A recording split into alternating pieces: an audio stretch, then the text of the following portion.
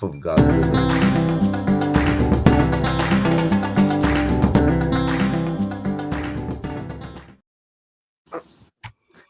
Yes, we are live. What is the topic for today?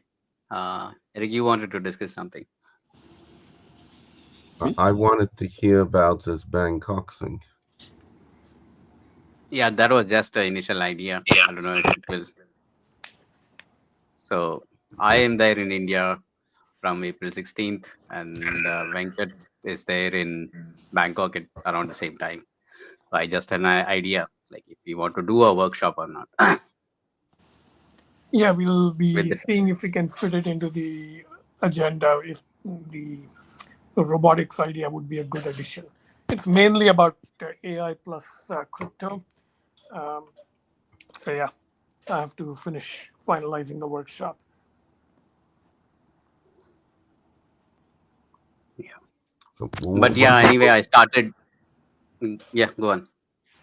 No, I didn't mean to interrupt. I wanted to know what a workshop like this looks like. Yeah, that's like I also don't know. That's why I was asking for ideas.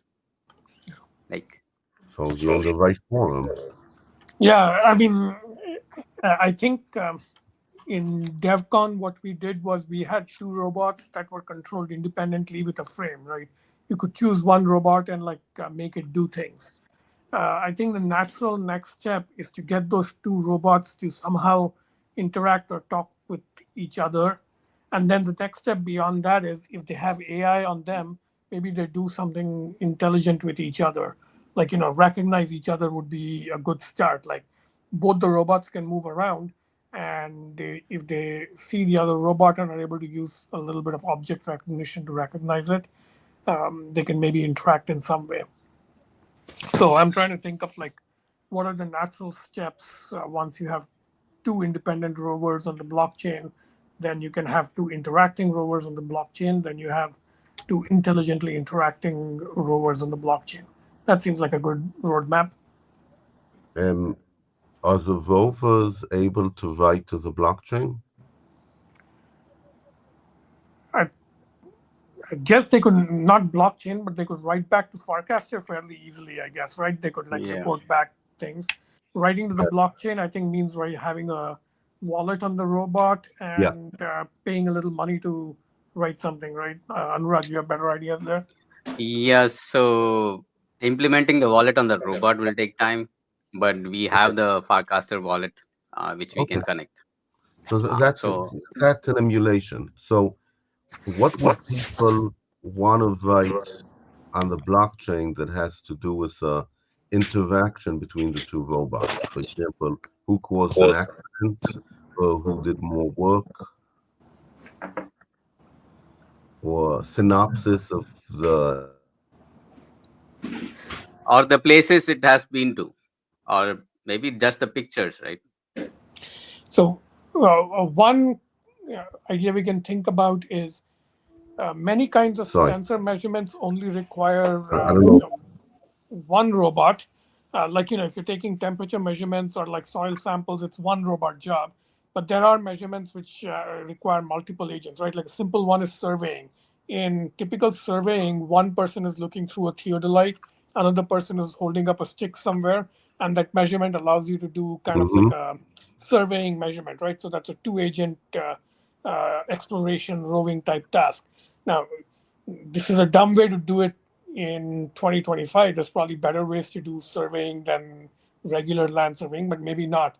But that might be an interesting one, which is have two rovers. One of them goes and sits in a position, and the other rover from a distance takes a photo, and you learn certain things from the photos. Like, how much the color has warped in the camera tells you something about the atmosphere in between. If there's smoke in between, maybe you can detect like some composition or something like that. So I'm making this up, but that would be one basic idea. Like they collaborate, they take some measurement, and then they write it to the blockchain as a record of sensor measurements. Um, so can you just fill me in on what a workshop looks like? Is it that people are playing with the robots, people are watching you play with the robots, people are actually writing a little bit of code? What is a workshop like? I don't know. I've never run one like this before. It depends on who shows up. We want to have like a loose hackathon structure, so it might end up being 2 or 3 teams doing separate things and then sharing results at the end of the week. Or it could be that, everybody does something connected. Maybe people contribute to each other's projects, or they just, each project is in demo state and other people can like play with the robots, which is what we did at DevCon. We just had them set up. People could walk by and play with the robots. But 1 week is longer, so hopefully people can do a little more. Maybe they can contribute code. Well, do people tend to find time to code in these events? I think so. I mean, a week is a long time. A week of full time with a lot of unstructured, like creative time in between. That's the hope that we'll have time for discussions and stuff, but also time for people to just co-work together and build something. We'll see. So, Well, I don't think uh, there should be enough people with the like the web part. Like a lot of people know web programming and forecaster frames, so their contribution Yeah. there should not be a problem. But I don't know about how much people would know about embed. But like I would, if I am there, then like I can help people. Yeah. Anyway, uh, but so I think the general idea of like trying to do in-person workshopy things and get things done, I think there's something to that idea. It's sort of like we did that the first year, right? A virtual version, the race in Tokyo. Yeah. mhm. So I think anytime you create like this artificial deadline type pressure with a single specific event where something has to happen, that serves as a good forcing function for moving the project along a little bit. So whether or not this Bangkok thing is the right place, uh, in general, I think this is a good way to move things along. So I wonder if you can, not you, I mean, we could define building blocks. I mean, that could be put together into two robots doing a survey, or could be put together into two robots having a traffic accident, or other activities, and have the people put them together so people can try out, generate different ways of getting, let's call it dual information on the blockchain. And I think what would be interesting is that you'd be able to look at the blockchain afterwards and say, yes, these two robots were doing surveying, or these two robots banged into each other, and we have a record of whose fault it was. Yeah, I mean, all those are great ideas, but I think it kind of depends on who shows up. And my experience with doing anything similar like this is often a lot of time is just spent getting people oriented and familiar with whatever they're doing.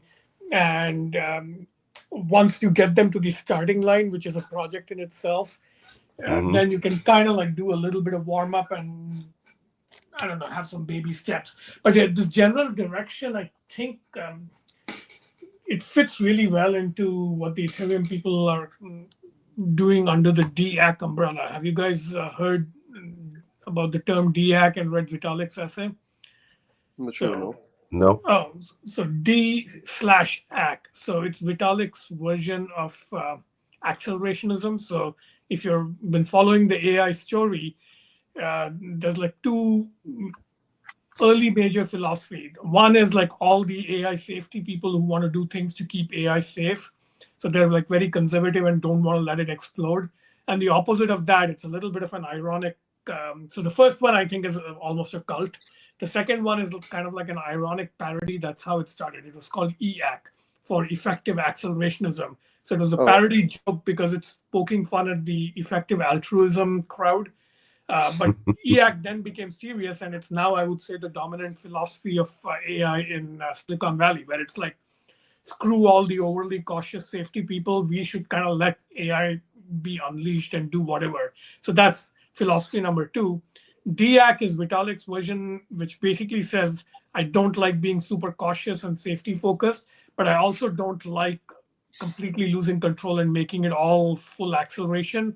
The D roughly stands for defensive or Right. decentralized, things like that. So it stands for multiple things. Yeah, the part Anuraj is highlighting: decentralized, democratic, differential, defensive, blah blah blah. But this has become quite a big movement in Ethereum in the last year. Several workshops and things, but the basic idea is you take things like AI, which kind of have like exponential potential, and put them in sort of a decentralized, robust context, which acts as a certain amount of governance and mitigation capability that can keep up.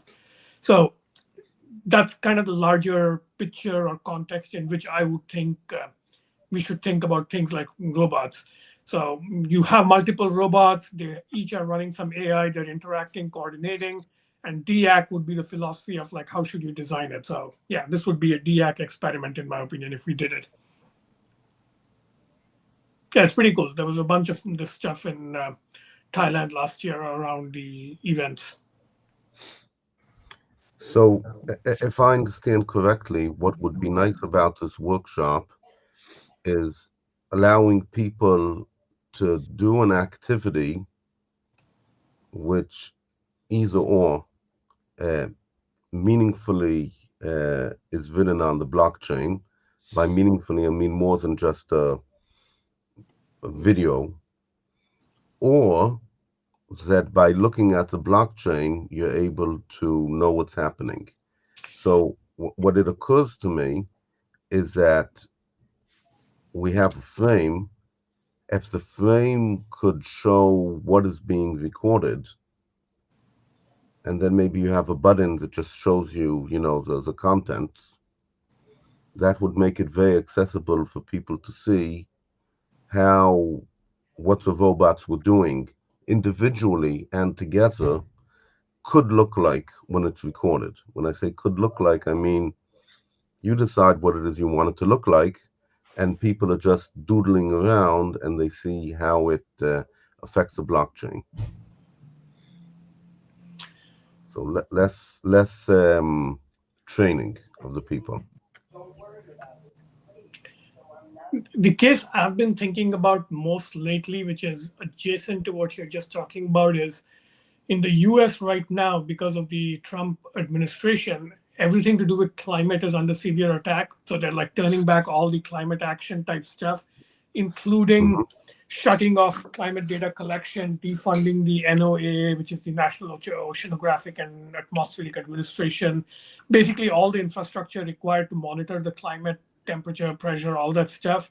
They're both trying to shut down the monitoring infrastructure and taking the data that has been collected offline and basically making it like politically neutralized. So one idea I've been pursuing, I haven't written or like talked about this in public because it's you don't want to put a target on your back in the US these days. But one idea is, can you like recreate global climate action infrastructure in a way that cannot be captured and destroyed for political agendas? So can you have, for example, a global network of simple temperature sensors that measure the temperature once in a while and then just write it on the blockchain in some sort of like signed and validated way? And if Trump or Musk or somebody else decides they don't like the climate change agenda, they can't just like push a button and like make it disappear, which is kind of what's happening now. Yeah, but And if that's yeah, not a Have robot. you? so you add robots to that picture, and you get to the kind of thing we are talking about. And robots are in this picture already, by the way. There's a one of the biggest sources of data is actually sensor networks that are mobile drones. So there was the company was called Aerosonde, I think. This was like 20 years ago, but very long range, high endurance drones that would just go around collecting Hmm. atmospheric data. Balloons are the same thing. Oceanic buoys are the same thing. So there's lots of these things that either move a little or passively drift with the currents, things like that, right? So yeah, this Have you is have you heard about this Weather XM what is it? weather Got station? it, right? So basically, they build the hardware, and then it measures the like the weather around, and then you get some rewards for running this. and it's somehow right, it's on the blockchain. Exactly don't know, but this is basically like what you're talking about. Yeah. But we need the robots to be working together, not just both working on the same project. In other words, if one robot is collecting uh, air temperature measurements in Finland and the other one is doing it in Seattle, that's just two times one robot collecting information and putting it on the blockchain. So I feel that at least weather is not a good climate example. I'm wondering, let me suggest the following example. The rover measures ground temperature. Now, one of the problems with measuring ground temperature is if you have another rover nearby, the very fact that it exists can heat up the ground. So there is interaction between the rovers, but it's still a negative interaction. Let's not step on each other's toes, and not a positive interaction where the rovers are required, expected to do something, um, together. So maybe if I take that one step further, imagine that there was a need that when you have folds in the ground, that you simultaneously measure the temperature on both sides of the fold, and that tells you something about the ground temperature underneath. So now we have two rovers working together, and the accuracy and timeliness of the data is important. Now, that's a made up example. I have no idea if anybody cares about it, but I'm bringing it as an example of two rovers working together, writing data to the blockchain, where the interaction between the data they're collecting, that is what has a value. Yeah, I mean, You know, you don't have to even make it that complex. Just two rovers that are somewhat nearby each other, if they sample even the regular air temperature at a given time, you're already adding statistical averaging to space-time data, right? A single rover can sample in time, but it might be at the same point or on the same trajectory. But if you want to sample in space, this is a basic sort of like grid-based search and sampling kind of like technique. So yeah, there's a lot of yeah, in that. but that's what I'm saying. That's not so interesting. I You just think have ground is more interesting? no. Just have two rovers measuring. Okay. How about something a little bit different? We have a rover and a drone. I mean, you don't have one, but one of them could pretend to be a drone, and it flies over. So you have air measurement from the air and measurement from the ground.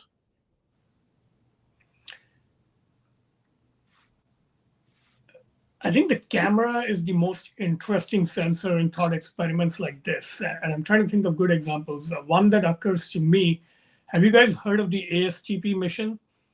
So this was the only Soviet American joint space mission during the Cold War. It was like 1974 or something. An Apollo and a Soyuz craft kind of like rendezvoused in space and did some experiments together.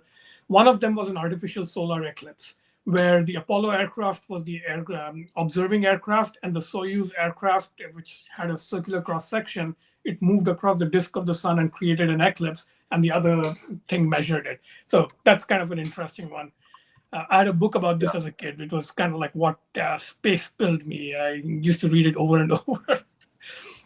Yeah. So going back to like, you can't cover every interesting thing that should be on our roadmap in a single experiment, but some of the things I think I want to see in our like medium-term roadmap is two rovers cooperating, using cameras in an interesting way, and the third one is AI in some form. We already talked about writing like verifiable and validatable data on the blockchain. So that's kind of like a part of all these things. But using AI in an interesting way, ideally onboard AI, something like the Raspberry Pi AI card or the Oak D camera or something like that. Or if not, the data goes somewhere and gets processed by an offline server. I don't know, but I'm trying to think of what's the most interesting way to inject AI into this picture. So two rovers collaboration, writing to the blockchain, and preferably using vision as kind of like the experimental mode. But the AI piece is not yet clear to me. What do you mean? How can we creatively use onboard AI in any such experiment? How does a rover know what to look like, what to look at? I mean, Object recognition is like one of the simplest use cases. no, let So that would me. be a starting point, but then you have to do something a little bit more interesting, right? It's so what? Okay, assume you've got some basic object detection. What's the mission you build around object detection capabilities? Let me give you an example. It's not commercially interesting, I think, but interesting to people. You have a plant and there's wind, and the plant moves in the wind. So you have to stand, like 2 or 3 meters away from the plant to see it, but then you get a very flat view of how the plant is moving. So you really need to have two rovers looking at the plant at the same time from two different directions and identifying what it is that they notice it's moving. And then you can write on the blockchain, I saw the trunk moving like this, or I saw the branch moving like that. So, like I said, I don't know if it's interesting in any commercial sense, but I think it's two rovers with cameras on the ground working together to collect information in a way that individually they couldn't do it. And this is a basic principle behind stereoscopic imaging for 3D or interferometric Not imaging. stereo, So there's a lot of this. but okay. I don't see the point of writing this to the blockchain, though. There is one case where it might be useful, where you kind of want independent attestation to events. So if you remember the rock camera that we looked at, which our guest speaker brought July, that's a single agent witnessing technology, right? Like at this point, the criminal broke into the store and ran away with some money, right? Typically, if you want to build a legal case, you want to have more than one witness. And actually, now that I'm saying this, there's this notion called segregated witness in blockchain tech, which Yeah, but then you explicitly do not have one accessing what the other has. and that's fine. I mean, adversarial cooperation to kind of like cross-validate and provide independent testimony is a kind of cooperation.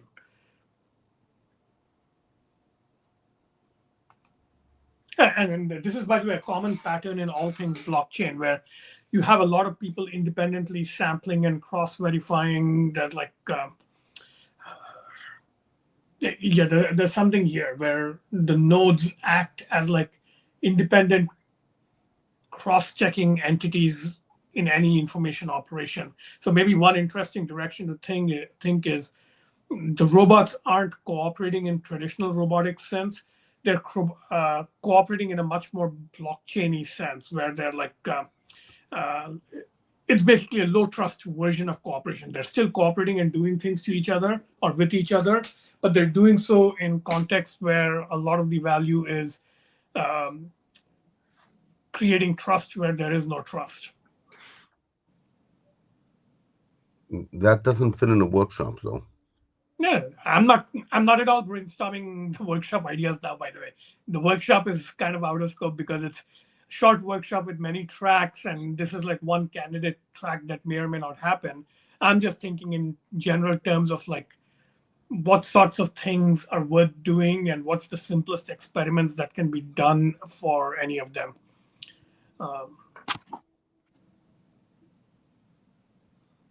What I want to avoid is the problem that blockchain people have of let's find a problem where blockchain is the right solution. They've been trying really hard to solve that, and I don't want us to be on the same boat of trying to solve it.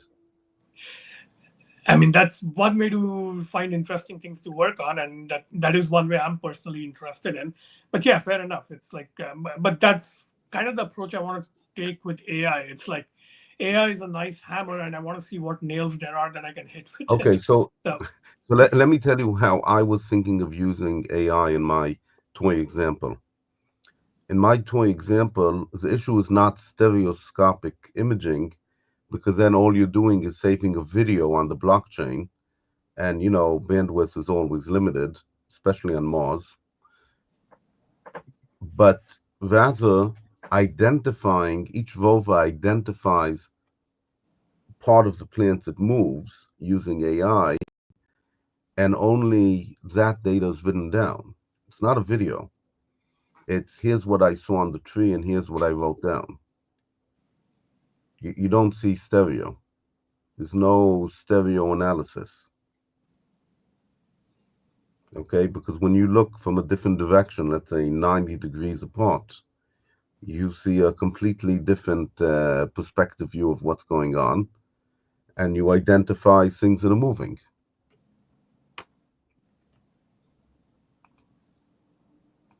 yeah, this is kind of like a more complex version of the surveying thing we talked about. It's a Yes, triangulating events in sort of like but event space. right. Yeah. But it's naturally a single, they need to cooperate.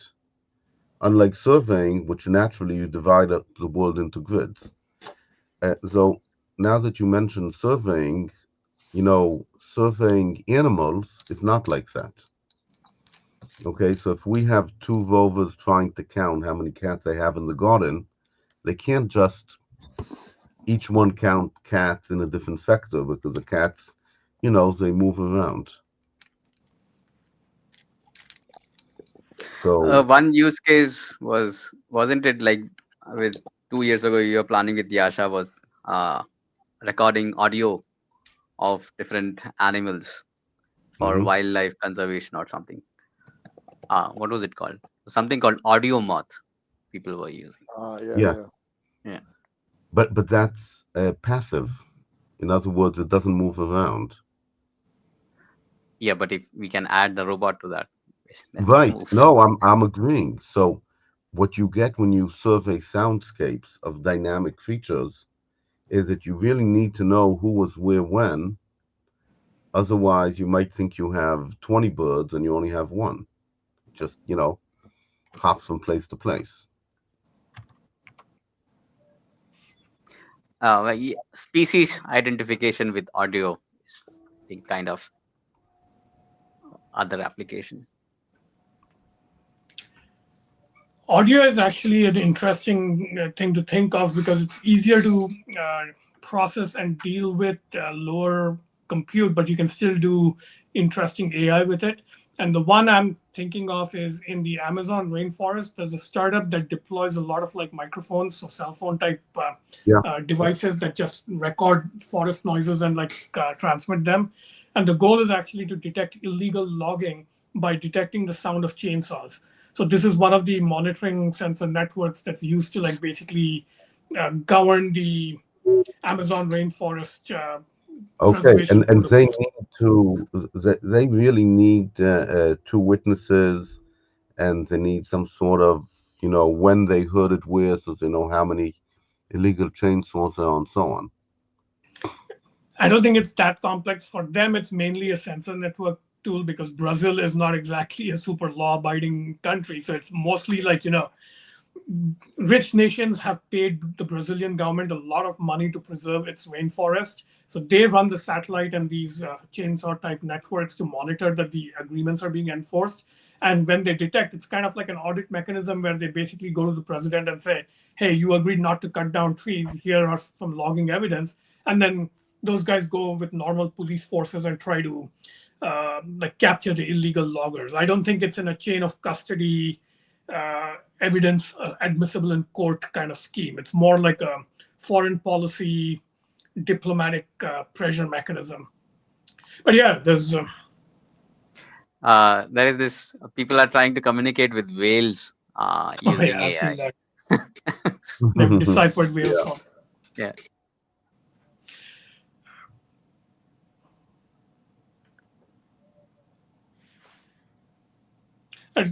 We still haven't really thought through how to put AI. Like actually, the tumbler is a good example. It's got ESP32 now. What's the simplest way to add some AI? Like, would it be the OAK-D camera? Add it. That may not be. There'll be power problems and stuff. I have a suggestion that instead of asking what kind of AI do we put in, we ask ourselves if we want to put in AI or a product of AI. In other words, if we can slice away something from AI which is specific for tumblers or rovers and put it on the rover, I think that would be interesting and different. Imagine that we use an AI to build a small, I don't know, cat detecting model for the rover. Okay, and then it goes around your house looking for your cats. So we put Uh, AI on it, but we put it on in offline. Okay, we had this big AI in the sky calculating a model that fits on the rover and simulating it and whatever, and then we download it, and the rover doesn't need any special hardware because the AI built it an optimized model for what it needs. I mean, that's how it works now. What you're describing is basically the training inference separation. What you Oh, can download and run on RPIs and stuff is trained models that already know what cats look like. Is that what you're talking about? I'm talking about less than that, meaning I don't want to run an AI model. I want to run a something which is not AI, but which was created by AI. And because it's not AI, it takes up much less of the resources. well, there is already a tool called Edge Impulse for that. So basically, yeah, you're creating a really small model, weight model. When I say model, it's not an AI model. So It's let me see if I understand what you're saying. It would be something like, all right, you do the AI and you train, for example, a simple classification function that decides that if the camera is 80% red, there's a cat in it. If it's less than 80% red, there's no cat in it. So some kind of yeah. like function that you could implement as a deterministic piece of code. Now this is, I think, doable, but I think it's actually exactly the wrong direction to go, because I think costs of compute are going down, capabilities are increasing. So you want to get away from traditional software 1.0 type code. You want to actually put real inference on the machine and do more flexible things. When The way I you're would actually use the direction you're talking about is more like in the design of the rover itself. Like you use AIs to design uh, a different kind of wheel or a different kind of like chassis, and then you use that. That makes more sense to me, but not, yeah, anything that can be done real time AI. That's the interesting part for me. when when your rover runs out of battery and wants to get some battery off of my rover, you'd better hope that my rover knows how to provide electricity. I mean, I this is a toy example. Our rover is really underpowered and so on, but I don't agree that the smallest edge impulse IoT components you want to put AI on them. Then you're misunderstanding, I think, what I'm saying. I don't know about whether Anuraj agrees. I'm saying the use of AI should be in kind of like the interesting use of AI, like put an inference model at least on there. Other stuff you can still continue to design and build in traditional ways. If you want like a traditionally designed uh, peer-to-peer charging system, I wouldn't even put AI in the design equation. I would simply go ahead and say, all right, how do I put a little charging uh, plug on one and a charging receptor on the other, and just have a coupling mechanism and write a simple program that'll guide one to the other in the lowest power condition, right?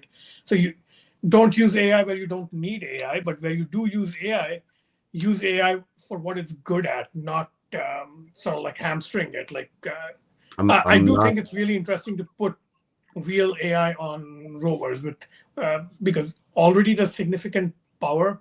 What is it that ARPA had is like 13 or 26 flops, right? 13 to 26 tops. 26, I think it was 26. I think you have two configurations available, and I think that's actually enough to do something interesting. The OAK-D also can do interesting things, so it feels like we should kind of be exploring those capabilities. So I'm still trying to think of a good experiment. I am planning to buy an OAK-D. It's expensive, but it feels like Yeah, now it's expensive. I think it's double the price now. there's a new one which I posted last week in the Discord. It looks like $99. It's a simplified version. Yeah, that is a single camera. It's not a stereo one. Okay, but it still has the Yeah. onboard AI a little bit, right? Yeah. I So think you the don't compute necessarily might- need, yeah. So then you cannot do distance calculation without a stereo and all that stuff. That's actually a good reduced capability problem, right? Because if you do a more semantic kind of image understanding, you may not need stereo vision to do distance, right? For example, if it recognizes an object as a pencil, it knows actually what the size of a pencil is. So direct parallax measurement will give you the distance, right? So that's the kind of thing you can do where AI makes up for deficiencies in the hardware and information set by pulling more out of the information it does have. Now, that's an interesting case to me. Well, let's try. Let's ask ChatGPT.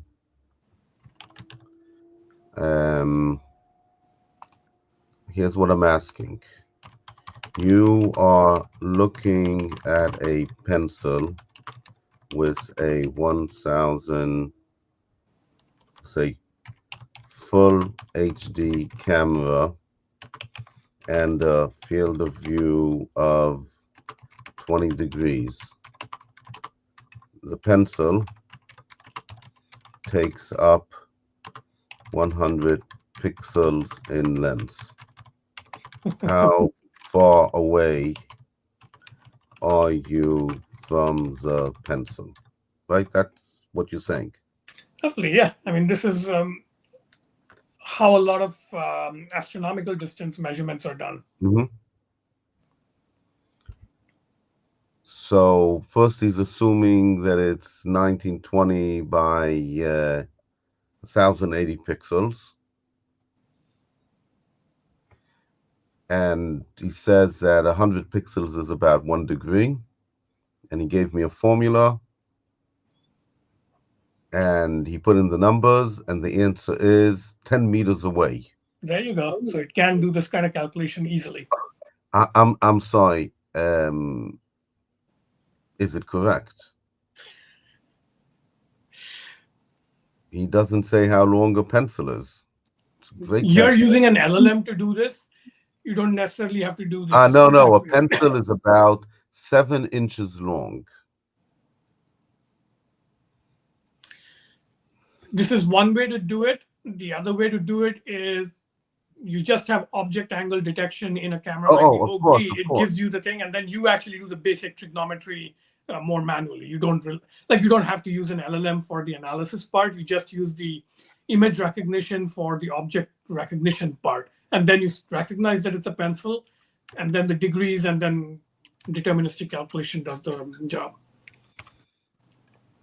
And I'm agreeing with you, but I think it's interesting. If I'm already putting an LLM on, I might as well use a reasoning ability as well. Okay, so I told him it's a cat. Now that he said it's a cat, we're going to be 25 meters away.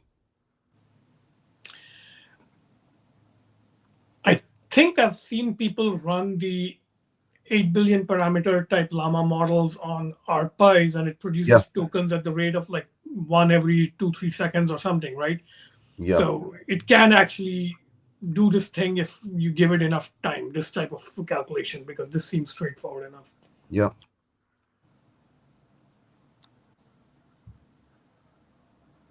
Eric, you had some suggestions about things you wanted to discuss. So anything on your mind from Japan?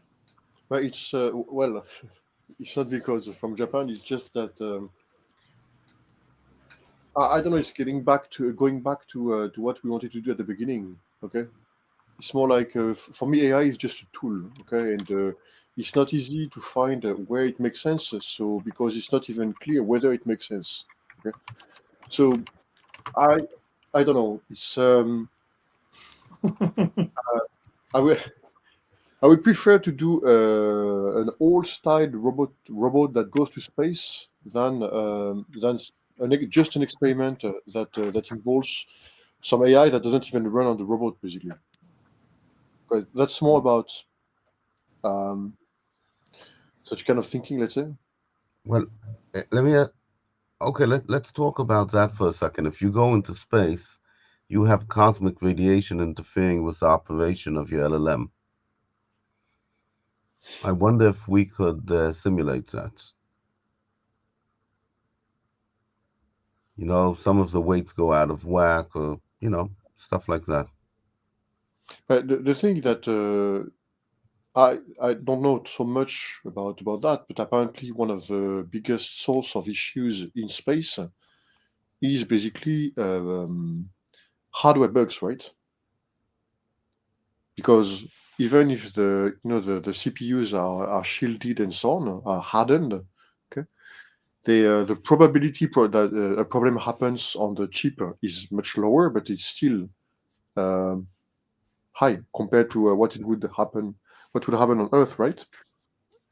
Right. Yeah, but So how would you know?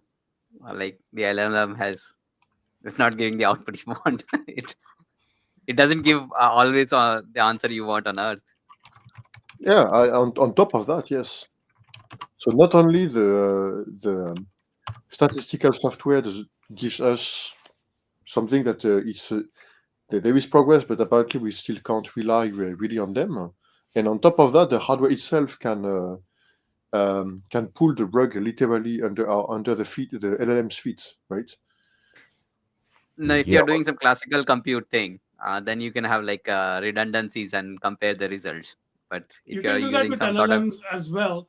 And I think as far as things like cosmic rays are concerned, I would expect LLM type models to be more robust, not less.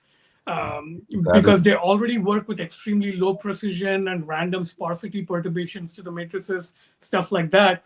And they're already, like Eric mentioned, they're already non-deterministic, and we use them in more qualitative directional ways. So the way I would design an AI powered space mission in the future is have a classical compute layer with normal redundancy. So like two navigation computers doing normal orbital mechanics and like computing answers. And if they disagree, a third computer breaks the tie, something like that. So that's the way it will be done now.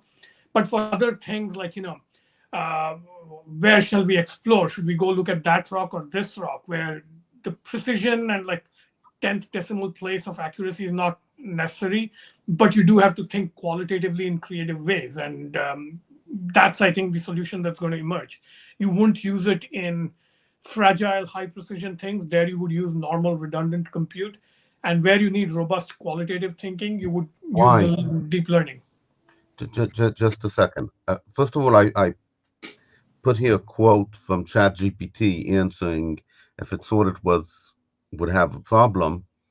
But what you really said was that in general, um, LLM are more reliable in space and regular computing.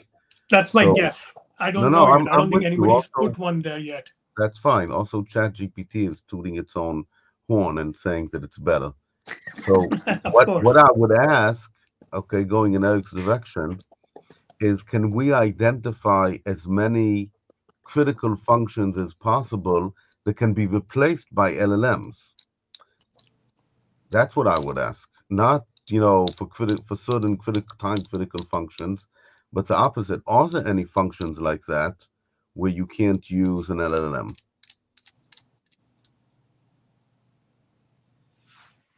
Maybe there aren't so many. Maybe there's just one. So I'm posting this video from friend of mine. So this guy was in grad school with me. He now runs a company that builds extremely high endurance, large drones that loiter in the air. And this interviewer was asking him about AI, and he makes a good point that where you actually understand the physics of the problem, it's much simpler and straightforward to just use the known existing techniques. And where you don't know the physics of the underlying problem, that's when you throw deep learning at it, which I think is a good rubric for making such decisions. And if you want to use deep learning in cases where there is a physics, the way to do it would be to use the LLM to create the physics engine, so to speak. Anyway, yeah. No, So I'll say this. You don't need machine learning autonomous things to fly planes autonomously. We've been doing that since the BQM-34s were flying over Vietnam in the 60s, right? Autonomously. So do we really need machine learning and AI to make things fly autonomously and do autonomous, the BQM-74 was doing 8G barrel rolls 8 feet off the deck for reasons that we're not going to go into here. And they did that before without machine learning. It's difficult math, okay? But those are techniques. Where machine learning, I think, has some very interesting things going after these less well-defined math problems, like the weather prediction and stuff. There's so much uncertainty. The models are a little bit chaos. So if you can use machine learning to attack those types of problems, which we are, we're using some of that to do that. That's an effective place to really leverage that new technology. Okay. But to do machine learning, formation flight, there's a lot of well-defined, advanced control theory, graph theory. The math tools are there to attack that. Machine learning is great when you don't really understand the physics behind the problem. But if you got the physics, you got math tools to attack that stuff. I like one point to but it this. So doesn't one matter. of the areas where they are actually using ML successfully in aerospace is for normal control of airplanes. All, like he says, all the classical techniques work beautifully. You don't need anything better. But for problems that are in the messy, chaotic regime of aerodynamics, and one of them is aeroelastic flutter. So if you're in like high-speed regimes in the atmosphere where you're doing complicated things, the wings can start to flutter in certain ways that are really hard to model mathematically. And there's a startup that's attacking this problem, and it's used deep learning to basically dampen flutter pretty well. So I think there's a good evidence emerging that this is a good heuristic for design. So I think similar things will appear in space missions and ground robots. Yeah, but he's right in general. I also always say that AI is when you don't want to actually solve the problem. You don't want to understand. But or you don't know how to, I'm right? the opposite. I'm saying if AI is more reliable, use AI, not because it's more accurate or it uses less resources and so on, but we already decided we have an AI chip. AI is more robust to cosmic radiation. So the question isn't, do we know how to fly airplanes without AI, but the opposite question. Are there any functions of flying an airplane that you can't give to the AI, or actually any function of a rover that you can't give to AI? Yeah, and I think the answers are already starting to emerge. This is why I'm focusing on cameras, because cameras seem to be at the root of a lot of these capabilities that AIs actually do more robustly, partly because of like image recognition. So one big one would be GPS denied navigation, right? GPS is not available because your enemies have shot it down. They're doing serious jamming of your communication signal, so you can't use any like communication-based navigation, and you have to do terrain-based visual recognition navigation. This is actually possible. Like early versions of this were available in the Tomahawk, but now you can put it on like a cheap drone. Like there's a camera, there's a relatively low-res model of the terrain you're following, flying over or rolling over, and you can put in things like, all right, there is that mountain that has a particular shape, so you use that as a landmark and you know where you are. This, I don't even know that you could do anything like this without deep learning. It's the only approach I can think of right now that would work is a deep learning based approach. So yeah, that's an example. Anyway. But we should think of like a couple of experiments to run with the OAK-D, mainly because we have a couple of people with OAK-D in this group. And Yeah. something else. I But don't for know. OAkD, we at least need to connect the RPi, the tumbler somehow. Yes. So Eric has already done that, right? You've done at least some minimal experiments with the RPi plus OAkD. Oh yes, that was some time ago already. Yeah. Yeah. And I think do. Go I ahead. do have all the hardware, okay, and as well the Oak one, which has no depth, but has the same into quote AI board basically. The Myriad.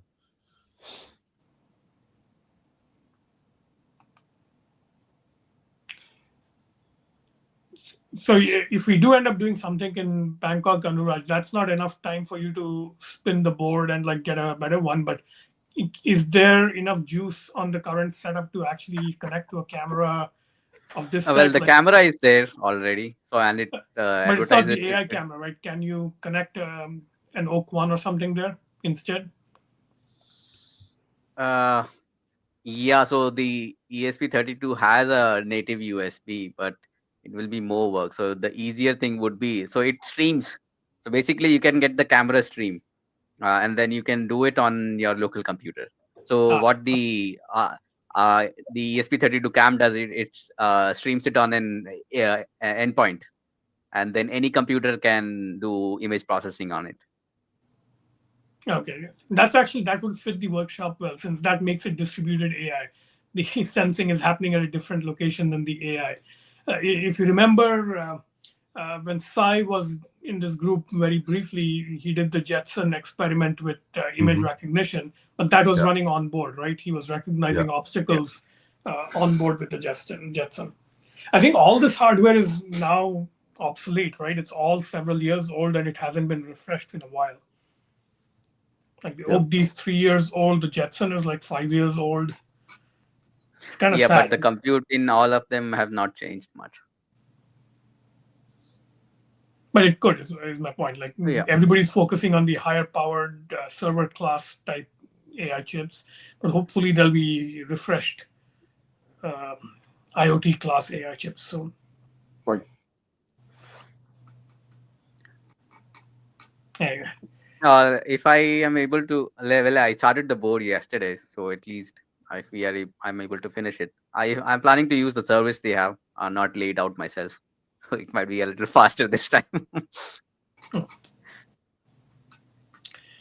right. Do you see any ways that we could parallelize work, Anuraj?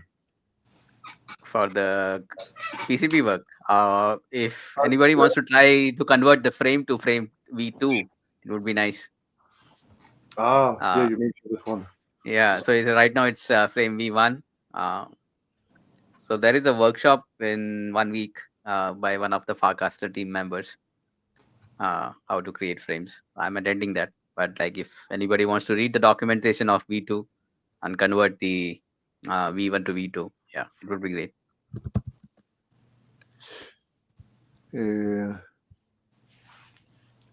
So it has to be ready for by the workshop time, you mean? Well, if we are having the workshop, then it would be nice. Otherwise, it's a frame 2 workshop. That's it's on 28. The frame 2 workshop by Farcaster team was on 28. Okay, so the task to move from frame to frame V2 is not for next week, basically. No. It's like if we are having the workshop, then we have like 1 month. Yeah, the Thai workshop is April 21st to 25th. So in Bangkok. So we have 1 month to prep for that if we end up doing something robotics, which I think there's a good chance. I can't guarantee it, Anuraj, but once we review the applications, we are going to prioritize people from the Southeast Asia region because the theme is distributed AI in Southeast Asia. But to the extent we have spots left over, we'll invite people from beyond the region. There's actually another applicant who wanted to come from Japan, from Okinawa. Okay. Yeah. Japan is like extended Southeast Asia, if you stretch the definition. Well, if you look far enough, yes. Especially Okinawa is fairly far south, right? Yes. Almost tropical. The southern island or group of islands of the country.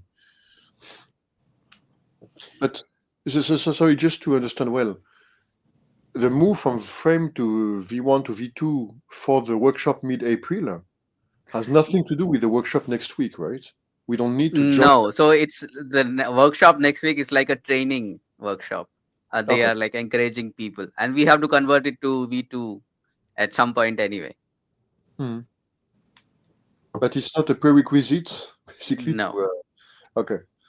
I don't know. I'm interested in doing some concrete contribution, and so that's on the. Anuraj, I will check with you. I will do the conversion to Frame V2. Okay. I just need to know which repository to work on. Yeah. After. Okay. Yeah. So yeah, 3 weeks should be able to. Yeah, but all the tutorials generally are in JavaScript, and I've written the frame in Python. It was just more comfortable for me. Yeah, that seems like an easy ChatGPT or Claude conversion task. Perhaps, yeah. Yeah, they're really good at that kind of thing up now, apparently. All right, I got to sign off. It's getting pretty late here, 11:30. I have an early morning tomorrow. So Thank you for your time. But good night, and so talk to you next week. Okay.